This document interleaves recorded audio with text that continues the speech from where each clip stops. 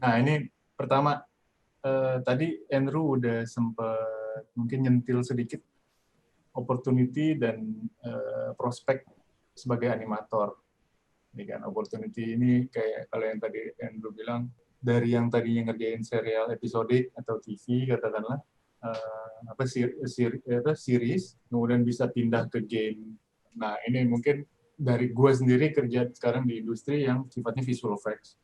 Itu ngerjain kayak post production part of live footage film gitu ya. Jadi itu juga area juga yang bisa dieksplor. Nah, mungkin apalagi di masa sekarang ini perkembangan kayak gue selalu bertanya, kalau ada yang nanya kesempatannya gimana sih buat animator sekarang dan kedepannya, gue selalu mulai menjawab dengan satu pertanyaan ini. Siapa sih sekarang yang nonton TV? Udah sangat jarang, apalagi generasi yang lebih muda. Mereka pasti biasanya memilih on demand. Jadi video on demand itu yang akan menjadi in the future gitu. Orang bisa mengontrol apa yang dia pengen tonton gitu, apa yang dia pengen konsum. Ya, platform kayak Netflix, kayak kalau di Indo bahkan ada GoPlay, di Malaysia ada iFlix, ya iFlix segala macam, Amazon kalau internasional, Disney Plus dan lain-lain, itu yang akan booming, dan platform-platform itu akan butuh adanya konten, ya kan, content creation. Dan disitulah semakin besar industri platform TV on demand itu, atau consumer on demand dari segi entertainment itu, semakin besar juga kesempatan untuk industri animasi untuk bertumbuh. Dan ini terlepas dari apapun itu ya, mau game, mau TV, mau visual effects, apapun itu pasti akan ngaruh gitu kan, tinggal gimana si kreator kontennya pengen memilih mediumnya gitu. Nah, kalau dari Dimas sama Andrew mungkin ada masukan tentang apa sih kesempatannya buat animator, bisa nggak sih dijadiin karir gitu kan? Gimana sih gue mau ngomong ini ke emak gue pengen jadi animator nih, gitu misalnya. Bisa jadi karir apa enggak sih? Bisa sih, karena kalau dilihat kayak sekarang, basically ini karir. Apa yang udah kita capai selama ini, apa yang udah kita lakuin selama ini ya jadinya karir. Cuman kuncinya itu ada di satu sih, kerja keras sih. Karena kalau dibilang enak-enak, kerjaannya animasi cuma duduk sambil nganimate, dibilang keras ya keras, karena kadang kalau misalnya kamu nggak perform atau kamu slacking, udah dilindes lagi sama animator baru yang baru masuk yang lebih siap kerja, yang lebih mau kerja gitu. Dan banyak yang masuk dengan setengah hati itu yang kadang terkesan kayak karirnya mandek gitu. Padahal sebenarnya opportunity-nya banyak banget sih. Harus dipikirin dulu ya, kalau misalnya dibilang karir, itu bisa dibilang karir, tapi bukan dengan arti kayak kamu di bank gitu ya, kayak tadinya dari junior sales ke senior sales manager, kepala cabang dan sebagainya gitu. Itu karirnya udah pasti gitu. Tapi kalau di animasi, khususnya di animator, jenjang karirnya ada, tapi bukan berarti makin ke atas makin enak gitu. Hebat. Tanggung jawabnya juga makin gila kan, pertama. Terus kalau misalnya dari pengalaman aku untuk kayak yang udah sempat pindah beberapa studio gitu, karirnya itu nggak pasti gitu. Kayak sekarang, kayak misalnya di Batam gitu ya, sempat jadi asisten supervisor.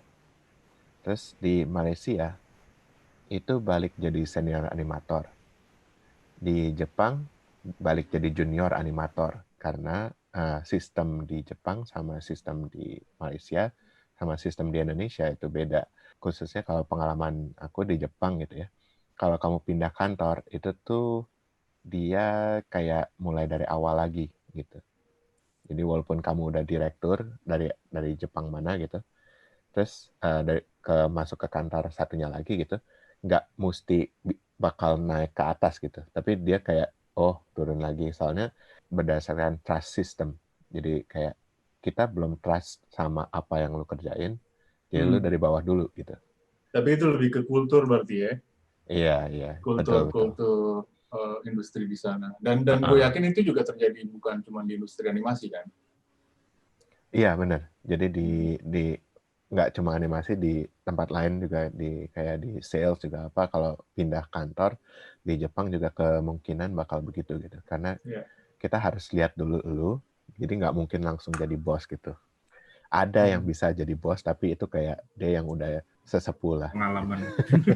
Tapi gini, yang gue pengen mungkin pin sedikit dan kita gue pengen ajak bahas lebih lanjut. Tadi Andrew mention agak berbeda dengan katakanlah industri lain yang sifatnya katakanlah di bidang manajemen atau sales dan lain-lain. Sebenarnya kalau menurut gue sama loh. Dalam artian gini, kata kuncinya sih kayak tadi si Dimas bilang, kerja keras. Dan kerja keras ini bukan cuma klise, dalam artian kerja keras performance gitu. Kalau lo performance-nya konstan dan baik, ya kan? Itu menjadi kunci, pasti lo akan end up naik. Dan gue yakin di industri lain juga gitu.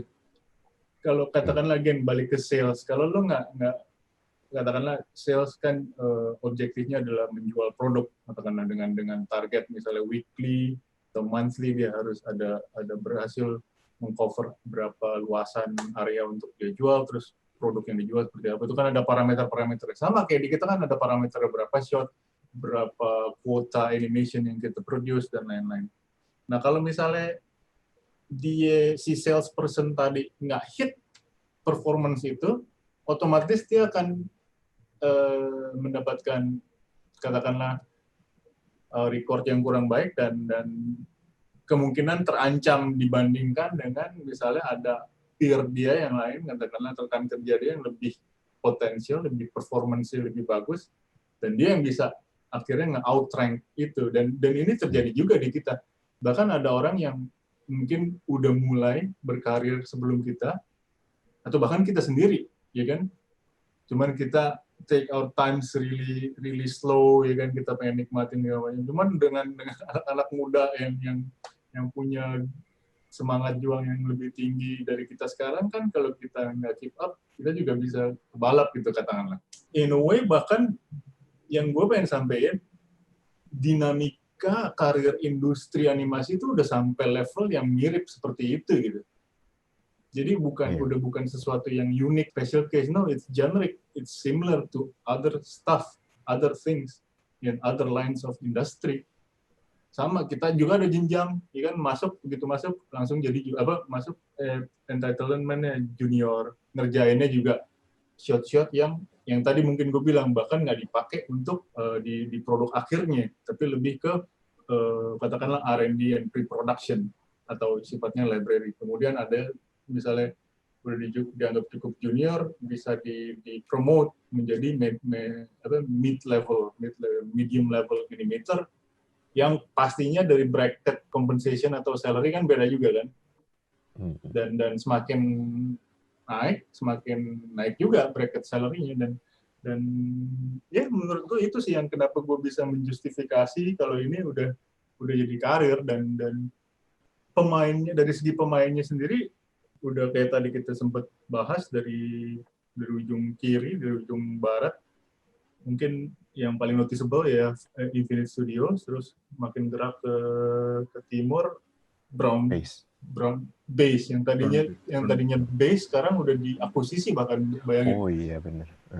Sama perusahaan dari Irlandia, sehingga dia jadi kantor cabang dari perusahaan animasi di Irlandia gitu. So we are at that state already gitu, dan ini yang kita pengen teman-teman juga tahu dan harus tahu, bahkan supaya kalian dengan tahu kalian bisa memproyeksikan gitu ini ke dalam rencana hidup kalian, kalau memang kalian mau memilih untuk berkarir di sini pastinya ya.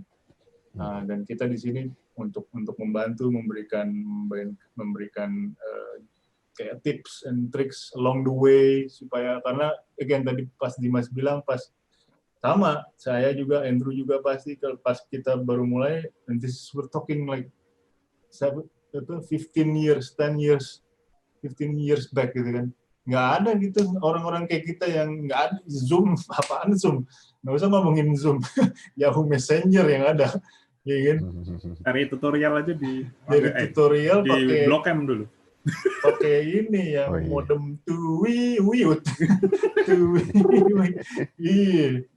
Nah, jadi makanya beruntungnya zaman sekarang kita dengan ada ini. Nah, ini yang gue pengen garis bawahin juga gini. Dari kita ini dari kayak katakanlah kalau nggak mau dibilang kakak apalah ya, yang lebih dulu, yang udah lebih dulu dari kalian berinisiatif melakukan ini ke yang baru mau gitu kan. Tapi ini nggak akan berjalan kalau misalnya yang baru mau nggak embrace gitu, nggak mengembrace, oh informasinya kayak gini, oh di sini ada ini, oh gitu caranya ke sana gitu, ngerti ya? Jadi semua ini kalau kita kasih tapi nggak ada yang terima juga akhirnya sia-sia gitu. Dan goal besarnya adalah gimana, apa sih pertanyaannya, apa sih yang kita tuju, ngapain sih kita kayak gini? Goal besarnya adalah teman-teman gimana industri Indonesia itu naik gitu, berkembang dan bisa on the same level, on par with katakanlah Southeast Asia lah. Sekarang aja masih jauh banget Indonesia dibanding Southeast Asia, Malaysia, Singapura, Thailand yang tahu gara-gara makanannya kali itu, makan pedas-pedas pada jago kayak. Mereka 2D-nya kan mulai awal dari 2D. Artistically mereka sangat strong gitu. Aku nambahin sih, mungkin kalau dibilang karir, kalau misalnya kita bayangin bank atau lembaga formal yang lainnya itu mungkin karir secara sistem gitu. Jadi kalau lu achieve berapa kuota, lu naik jadi jabatan A, terus jabatan B. Kalau anim tuh, kalau istilahku sih mungkin, iya emang jenjang karir, make sense sih. Cuman dia lebih liar aja. Jadi ada certain point di mana kalau misalnya lu udah nyampe titik senior dan lu udah rasa full berpengalaman, yang aku perhatiin tuh ada beberapa opsi pilihan evolusi berikutnya gitu. Jadi either kamu mau tetap, jadi ada model animator yang dia nggak suka manajerial, dia nggak suka dengan beban yang lainnya, dia mau full fokus di animate. Biasanya animator seperti itu modelnya sih dia akan pindah-pindah kantor gitu. Jadi kayak dia move on dari project satu ke project lainnya, terus dia nyari mana passionnya, lebih passion project gitu. Ada yang memang ketika dia evolve dia masuk ke manajerial, entah itu nanti jadinya produser atau kayak posisi supervisor. Aku kirain dulu juga cuma ngecek shot gitu, ternyata it's more than that gitu. Jadi harus kayak ngurusin hatinya animator lah, harus ngejamin bahwa semuanya bahagia, terus harus ketemu sama produser tiap hari, terus harus siap kayak misalnya klien datang terus ini kamu gimana sih, oke siap bos gitu. Jadi harus banyak berhubungan dengan hal-hal yang aku nggak pernah bayangin sebelumnya gitu. Terus mungkin ada juga model animator yang aku pengen mempelajari hal lainnya, terus dia belajar scripting, terus jadinya dia udah jago animate, jago scripting, akhirnya dia jadi TD gitu. Jadi ada juga kalau di luar tuh ada, aku nggak tahu sih, Nick Bruno ya kalau nggak salah. Dulu dia animator, sekarang jadi sutradara gitu. Jadi kalau diomong karir, kita lebih punya opsi yang nggak kaku gitu. Jadi balik lagi. Kalau misalnya di lembaga kayak bank atau apa, itu kan kenaikanmu ditentukan oleh orang lain. Sebenarnya di dunia animasi itu kenaikannya kan, kalau menurutku sekitar 80% itu ditentuin oleh kamu sendiri. Kamu maunya apa? 20%-nya akan ditentukan orang lain yang melihat hasil kerjamu seperti apa gitu. Tapi basically kamu maunya apa dulu gitu. Kamu mesti tahu sebelum masuk di sini tuh kamu mau jadi apa. Karena kemarin good point ada animatorku yang nanya, masa aku nganimate cuman kayak gini-gini aja sih, aku harus ngapain berikutnya. Terus aku bilang, kamu punya banyak opsi, kamu jangan cuma batasin nganimate cuma di Batam aja gitu. Kamu mesti improve gimana caranya, cari info. Jadi kayak misalnya, ya nggak tahu sih, waktu aku keluar sama Andrew, kalau aku waktu itu ke Malai meskipun hanya 7 bulan, itu lumayan, oh ternyata ada yang seperti ini tuh, ketemu model animator yang macam-macam gitu. Ketemu orang baru, ketemu animator yang ada di sana waktu itu, sempat oh ternyata bisa kayak gini, oh ternyata bisa kayak gitu, dan belajar hal yang baru. Jadi intinya yang nentuin basically balik lagi diri kalian sendiri, kalian mau apa dulu. Passion kalian di animasi itu ya pasti animate, cuman pada saat sedikit lagi animator model apa kalian itu. Jadi kalau misalnya emang bisa dan mau untuk masuk ke manajerial, bisa kalian incer, bisa jadi supervisor, bisa jadi lead. Terus misalnya kalian mau full animate, ada yang dia senang jadi senior animator, dia stay di senior animator, nanti pindah ke studio lain, nyari project, nyari apa, itu banyak kok yang kayak gitu. Jadi balik lagi tetap harus kita sendiri gitu. Atau mau jadi pengajar gitu. Nah, ada banyak juga kan ya yang akhirnya masuk ke universitas dan dia jadi dosen gitu ada. Iya, part time. Dan harusnya seperti itu sih. Jadi orang yang udah punya experience di lapangan lebih berintegrasi dan beririsan dengan dunia edukasi, karena itu yang diperlukan bantuannya sama teman-teman di edukasi juga. Apa tadi gue mau ngomong apa? Kalau Andrew gimana tuh experience-nya kalau di, nggak tahu yang lo lihat di Jepang? In terms of karir ya. Kalau aku bilang iya sih, emang maksudnya benar juga, maksudnya kayak karirnya emang udah mulai seperti itu ya Mas. Cuma ya balik lagi, aku juga setuju sama si Dimas. Yang penting sih sebelum masuk udah ini aja, maksudnya udah siap gitu loh, udah siap bahwa ini bukan karir yang mudah gitu. Karena pada awal-awalnya kita harus banyak belajar dari nggak tahu apa-apa gitu. Walaupun kayak aku juga sebenarnya kan awalnya berasa kayak, oh aku udah tahu nih gitu kan. Kayak menyimpang dirinya gitu. Iya, taunya apa, masuknya apa. Nah, Iya, sebenarnya pertanyaan gue sekarang gini loh. Siapa sih yang dari awal bilang ini mudah gitu? Ada loh. Siapa 2-3 tahun belakangan ini terkesan mudah ketika udah mulai booming gitu. Jadi iya enggak. Oke, kalau kita bilang ini fun, betul ini fun, ya kan? Ini exciting, iya ini exciting, ini passionate. Tapi gue nggak pernah ada yang, setahu gue ya, nggak pernah ada yang bener-bener ngomong ini gampang gitu. Siapa setan ini yang ngomong ini? Yang nyetanin orang-orang siapa gitu? Iya. Nggak tahu juga dari mana. Karena tapi kita antara kita sendiri, kita pasti setuju, this is not something that is easy. Tapi we enjoy doing it, ya kan? Yeah. Dengan yang susah ini kita, this is my thing gitu. I have to conquer this. It's not easy, but it's fun.